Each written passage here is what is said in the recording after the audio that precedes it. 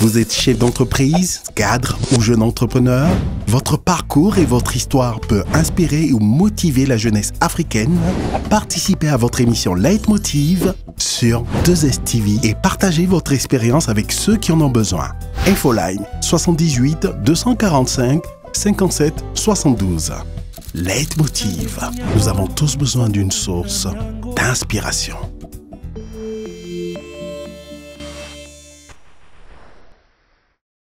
Salut à tous, très heureuse de vous retrouver pour votre émission d'inspiration et de motivation Leitmotiv. Nous sommes toujours en marge du Forum Afrique Talent Abidjan 2018, d'où nous recevons nos derniers invités sur ce plateau.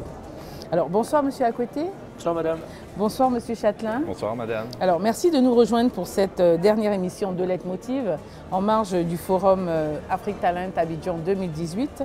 Alors la première question qui me vient en tête bien évidemment, c'est est-ce que vous êtes satisfait, vous Monsieur Akoté en tant qu'organisateur, est-ce que vous êtes satisfait de cette nouvelle édition et vous Monsieur Chatelain en tant que participant? En tant que participant, je pourrais dire oui en termes de satisfaction. D'abord d'un point de vue de l'affluence des participants et puis un point particulier de satisfaction sur la présélection des participants qui a été faite à un niveau assez supérieur, donc les minimum bac plus 4. Ça a déjà créé pour nous participants une présélection, donc ça nous a permis de cibler un peu les postes pour lesquels notre participation au Forum Afrique Talent était nécessaire. Je pense que cette présélection-là de départ est un point fort. Ça a permis de bien gérer les files d'attente, de bien orienter pour nous participants les échanges avec les candidats. Je pense que c'est vraiment un point fort, donc totalement satisfait. Alors vous Monsieur Akoté, cette édition 2018. C'est surtout la réponse de nos exposants qui nous donne satisfaction. Si notre exposant dit qu'il est plutôt content du forum, ça nous conforte dans le fait que cette plateforme a le mérite d'exister et doit continuer d'exister pour faciliter la rencontre entre ceux qui offrent leurs compétences et ceux qui en ont besoin. Et globalement, c'est une édition assez diversifiée également entre l'industrie, l'agro-industrie, les services financiers. Donc ça montre un peu l'hétérogénéité aussi de l'environnement économique général. Donc c'est aussi un motif de satisfaction pour nous, pour ne pas rester que dans les banques, dans les télécoms. Tout à fait. J'en profite, Monsieur Akoté, pour vous demander de raconter à nos téléspectateurs l'historique de la création de Afrique Talent. Alors, Afrique Talent est né en 1999 à Paris, 3 ans après la création d'Afrique Search. Et l'idée, c'était de créer une sorte de marketplace pour les compétences africaines et les entreprises qui recrutent pour l'Afrique. Vous savez, lorsqu'on veut rentrer sur le continent africain, envoyer un CV d'entreprise à Abidjan ou à Douala ou en Afrique du Sud, on n'est pas sûr d'avoir de réponse, l'entreprise ne connaît pas le candidat. Vous vous souvenez, en 1999, il y a un moment déjà, donc ça créait une certaine distance qu'on voulait réduire en favorisant cette rencontre. Et donc on a démarré à Paris en 1999 le salon, et ensuite nous l'avons élargi à plusieurs pays en Afrique, dont la Côte d'Ivoire, le Sénégal, le Togo, le Cameroun, pour toujours favoriser une dynamique de marché. Vous savez, on dit qu'il y a beaucoup d'emplois cachés, c'est vrai, parce que les entreprises recrutent parfois en circuit fermé, soit parce qu'elles reçoivent des CV déjà ou elles passent une annonce discrètement sur Internet. Donc ça ne permet pas finalement aux autres candidats de mesurer aussi leur capacité à se faire embaucher, à avoir une relation directe avec les DRH. Donc on a cassé un petit peu le mur qui existait entre les deux cibles à travers Afrique Talent, et pas seulement qu'à Paris, parce qu'avant les candidats devaient venir à Paris. Évidemment, ceux qui étaient en Europe, c'était parfait, venir de Londres à Paris. En Afrique, il fallait qu'ils prennent un billet d'avion, qu'ils viennent à Paris. Et donc l'idée de délocaliser aussi le forum répondait à ce besoin de se rapprocher des candidats, mais aussi des entreprises. Merci Monsieur Akoté. Alors Monsieur Chatelain, est-ce qu'un tel forum permet de combler vos besoins en termes de recrutement? Je pourrais dire a priori oui. C'est vrai qu'on n'est pas dans le cadre structurel ou formel des entretiens de recrutement.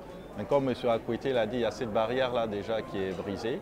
Ça permet aux équipes RH des différentes organisations et notamment aux DRH d'avoir un contact direct avec une cible, je pourrais dire, assez diversifiée.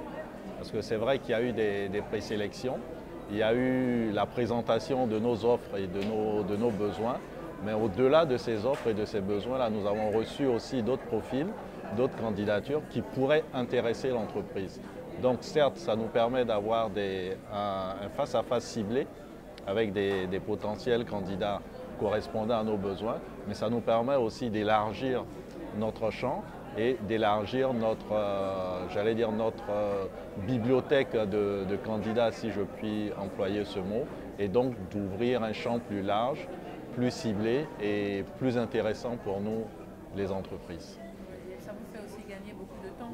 Oui, parce que Afrique Search fait quand même une partie du travail. Ça vous évite, vous, de recevoir à votre entreprise. Oui, c'est un gain énorme de temps. En un seul espace, on reçoit énormément de candidats. On arrive à anticiper sur ceux qui pourraient continuer l'aventure en termes de processus de recrutement avec nous. Et oui, gain énorme de temps. D'accord. Alors, pour vous, messieurs, quel serait le profil idéal du meilleur employé? Monsieur à côté. Je crois qu'il faut demander à l'employeur. D'accord, on commence par vous. D'accord. Je dirais profil idéal du meilleur employé. On a plus tendance à répondre à qu'est-ce qu'il faut pour être le meilleur employeur. Mais pour moi, je dirais le meilleur employé, on a avant tout la compétence. Parce que c'est ce premier besoin-là que recherche l'entreprise. Mais il faut qu'on arrive à aller au-delà de la compétence. C'est vrai que ce vocable compétence-là renferme le savoir-être, le savoir-faire, le savoir lui-même du candidat, mais aussi le savoir-faire en termes de technique de transmission de ses connaissances.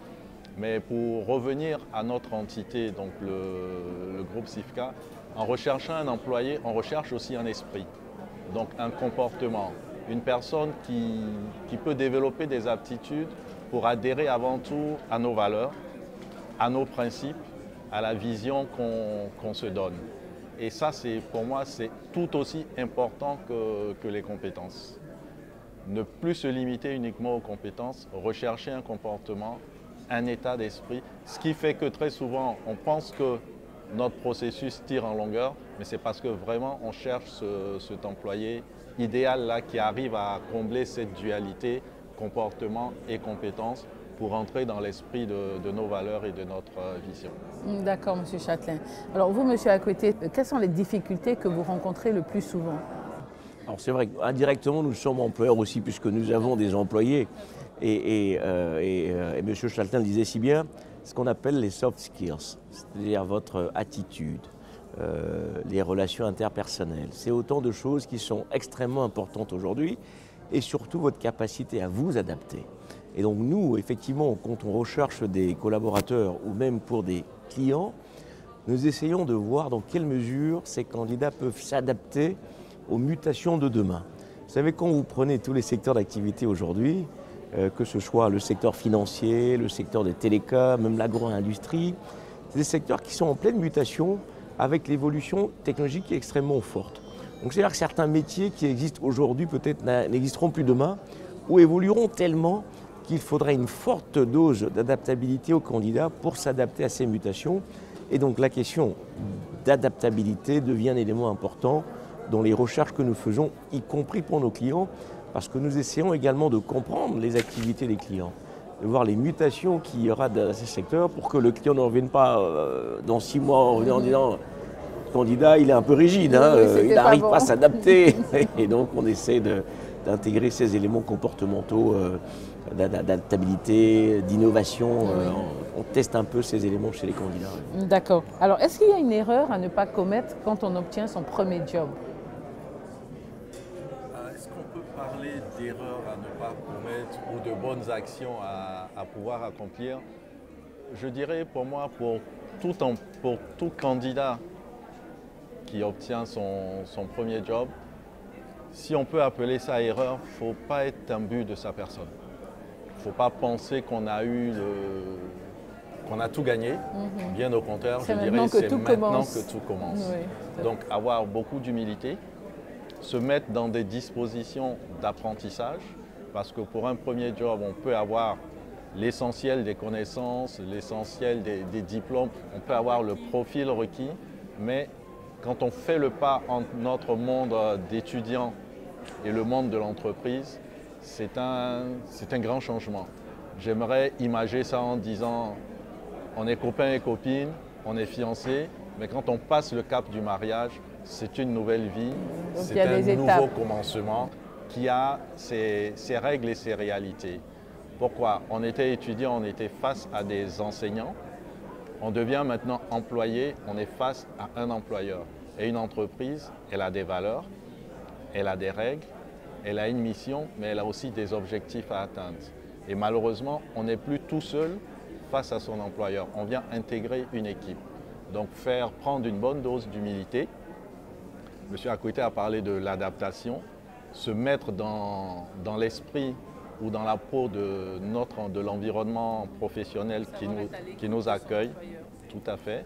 Comprendre les aspirations, comprendre ce qui est attendu de nous avant de commencer à délivrer. C'est bien pour ça que nous, entreprises, dans le programme d'intégration du nouvel employé, qu'il soit à son premier job ou à une nouvelle expérience professionnelle, on prend le temps de lui dire où il est, qu'est-ce qui est attendu de lui et avec qui il doit marcher pour pouvoir permettre à l'entreprise d'atteindre cet objectif-là.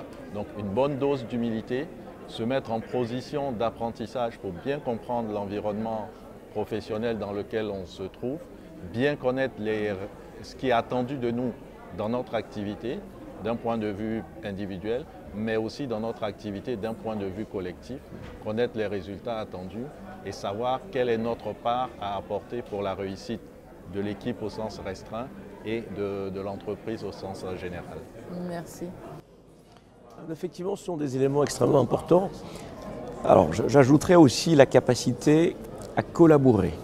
Vous savez, l'entreprise, c'est un espace collaboratif. Et malheureusement, dans certaines organisations, les gens travaillent tellement en silo qu'en réalité, on perd l'intérêt commun, la mission commune qui nous est en fait destinée en tant que mission globale d'une entreprise. Donc la capacité à collaborer avec les autres, c'est extrêmement important.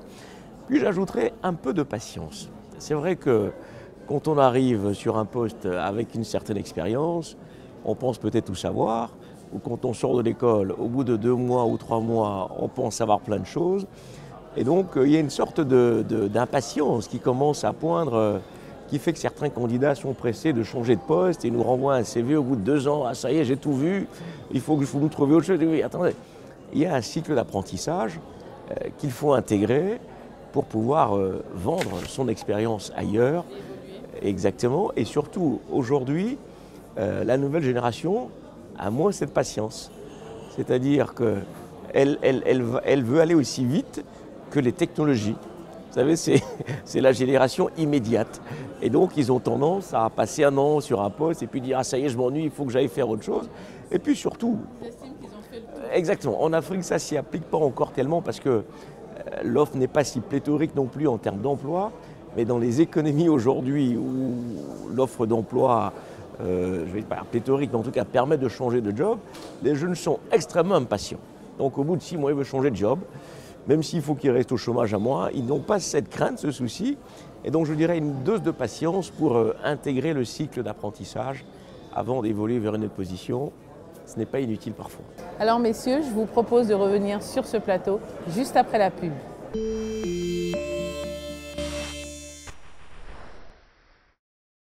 Vous êtes chef d'entreprise, cadre ou jeune entrepreneur? Votre parcours et votre histoire peut inspirer ou motiver la jeunesse africaine. Participez à votre émission Leitmotiv sur 2STV et partagez votre expérience avec ceux qui en ont besoin. Infoline 78 245 57 72. Leitmotiv. Nous avons tous besoin d'une source d'inspiration.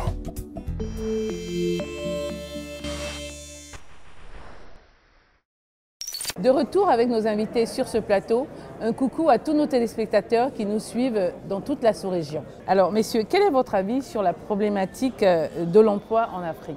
La problématique de l'emploi en Afrique, pour ma part, est un vrai sujet. Mais c'est un sujet qui remonte à la problématique de l'enseignement, de la formation. Et de mon point de vue, je pense que la structuration même de nos organisations étatiques qui prennent en charge le volet enseignement créent déjà une certaine scission. Nous avons plusieurs, dans la majorité de nos pays, nous avons plusieurs départements ministériels qui ont en charge la formation, donc l'enseignement de base, une autre entité en charge l'enseignement supérieur, une autre entité en charge l'enseignement technique. Je pense que cette diversité de structures-là vient déjà affaiblir la gestion de cette problématique-là. Ensuite, le deuxième volet, on fait face de plus en plus à une inadéquation entre la formation et l'emploi et les besoins des entreprises. C'est vrai qu'aujourd'hui, on a tendance à parler de plus en plus de la professionnalisation de l'enseignement, mais on est encore très loin de cette réalité-là.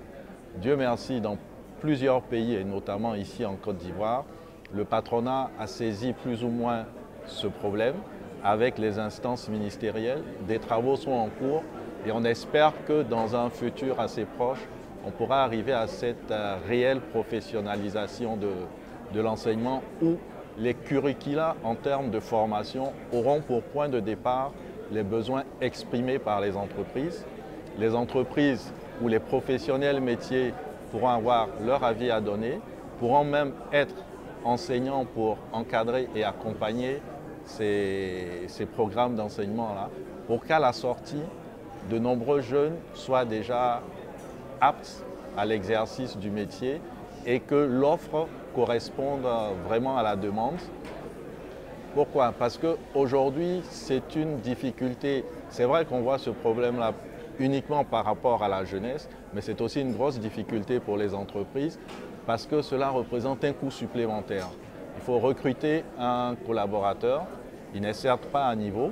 Il faut donc investir encore pour le former, le mettre à niveau avant qu'il ne soit opérationnel, avant qu'on ne puisse en tirer un meilleur parti.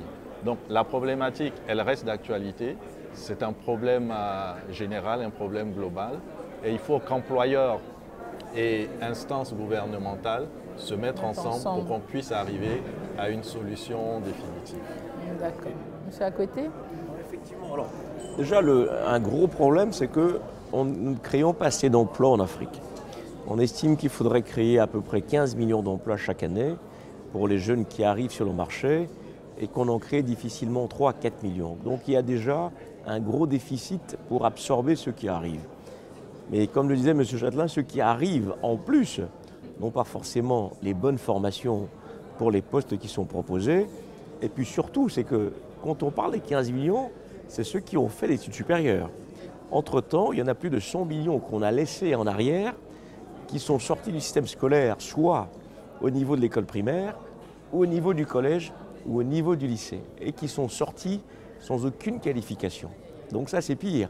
Alors que on devrait avoir des écoles de métier pour ces personnes qui ne vont pas jusqu'au supérieur, parce que faire des études à l'université, ce n'est pas une fin en soi. Et puis, ce n'est pas donné aussi à tout le monde. Tout le monde n'a pas Bah, forcément le temps de pouvoir faire 7 ans, 8 ans, 10 ans d'études. oui, et puis on n'a pas besoin que d'une armée de généraux. Il y a donc une centaine de millions qui sont sur le marché, qui sont perdus, qui n'ont aucune qualification. Orienter, effectivement. Et à qui on pourrait donner des vraies qualifications pour aller vers des métiers qui sont nombreux aujourd'hui sur le continent, mais qui sont aussi dévalorisés, parce qu'on estime que seules les études supérieures permettre à quelqu'un de travailler, de trouver une place, ce qui n'est absolument pas vrai. Et puis deuxièmement, donc, il manque ces centres de qualification, ce qu'on appelle même parfois l'école de la deuxième chance, pour des gens qui ont pris des filières dans lesquelles ils ne s'épanouissent pas, qui peuvent prendre une autre filière dans laquelle ils s'épanouiraient beaucoup plus. Donc le déficit est quantitatif d'abord et qualitatif, avec un manque, comme nous disions, un manque d'infrastructures pour arriver à assurer un minimum d'adéquation. Oui, ces jeunes. Alors, quelles sont vos perspectives d'avenir, Monsieur Chatelain, par rapport à votre entreprise? Perspective d'avenir, je dirais, c'est demeurer, puisqu'on se donne comme ambition de demeurer leader dans le domaine de l'agro-industrie en Côte d'Ivoire et en Afrique. Donc c'est toujours œuvrer dans ce sens. Et cela, comme on le dit si bien, on ne peut pas le faire sans l'ensemble de nos collaborateurs. Ceux qui sont là, ceux qui vont partir, parce qu'on a En termes d'ancienneté d'entreprise, on a de grosses masses de départ à la retraite et ceux qui vont nous rejoindre. Donc c'est avec cet ensemble-là, en mettant toujours cet intérêt et cette importance-là qu'on porte à nos travailleurs, donc à nos collaborateurs, pouvoir leur donner toujours les moyens, pouvoir créer en eux ce sentiment de motivation, développer ce sentiment d'appartenance pour pouvoir toujours donner le meilleur d'eux-mêmes. Mais comme on aime bien le présenter, le groupe ne se limite pas uniquement à son personnel. On a un gros impact du fait de nos activités sur l'ensemble des populations environnantes, sur l'ensemble des familles de ces populations-là. Donc c'est toujours œuvrer, tout en travaillant à l'atteinte de nos objectifs et à l'atteinte de nos performances, œuvrer d'abord au maintien et à la préservation de l'environnement, parce qu'on sait que nos activités agricoles nécessitent l'acquisition de terres, mais acquérir sans tout détruire, en conservant un fort patrimoine écologique et en enseignant, en continuant toujours à donner cette envie-là à nos salariés, eux aussi de préserver leur environnement partout où ils se trouvent, continuer à apporter cet appui à nos populations environnantes dans le domaine de la santé, de l'éducation, mais aussi dans le domaine de l'emploi. Donc, toujours faire valoir cette image qu'on veut d'être une entreprise responsable, mais aussi une entreprise citoyenne. Et demeurer dans notre objectif d'être leader en gardant la force que constitue pour nous l'ensemble de nos collaborateurs. D'accord. Vos perspectives d'avenir pour le forum, par exemple? Toujours offrir le maximum de possibilités d'emploi aux diplômés et aux cadres. En fait, M. Chatelain a dit il n'y a de richesse que d'hommes. Et en réalité, le développement du continent africain se fera avec les hommes et les femmes qui composent ce continent. Et comment vous voulez faire du développement si vous n'offrez pas des possibilités d'activité, d'emploi à ceux qui forment ce continent? Donc, notre ambition, c'est toujours d'offrir le plus de possibilités en termes d'emploi et de développement personnel aux Africains et que le forum continue de grandir avec beaucoup d'accompagnement pour les candidats pour arriver à satisfaire le plus grand nombre. C'était notre mission, notre ambition depuis 1996 et on continue de vivre avec cette même passion. Merci messieurs d'avoir accepté notre invitation sur ce plateau. À l'année prochaine pour une nouvelle édition d'Afrique Talent. Nous vous souhaitons le meilleur dans vos entreprises respectives. Mesdames et messieurs, c'est ici que s'achève notre émission. Rendez-vous la semaine prochaine, même chaîne, même heure. Que Dieu vous garde. Salut à tous, très heureuse de vous retrouver pour notre émission. Ça commence dans toute la souris bleue. Oui, ok. Le sourire n'est pas là? Ah bon, pourtant j'ai le sourire. Oh, c'est bon, tu entends bien avec le bruit et tout. De retour avec nos invités. Ok. Mesdames et messieurs, c'est ici que s'achève notre émission. Rendez-vous, même chaîne, non, rendez-vous. Ah ouais, d'accord.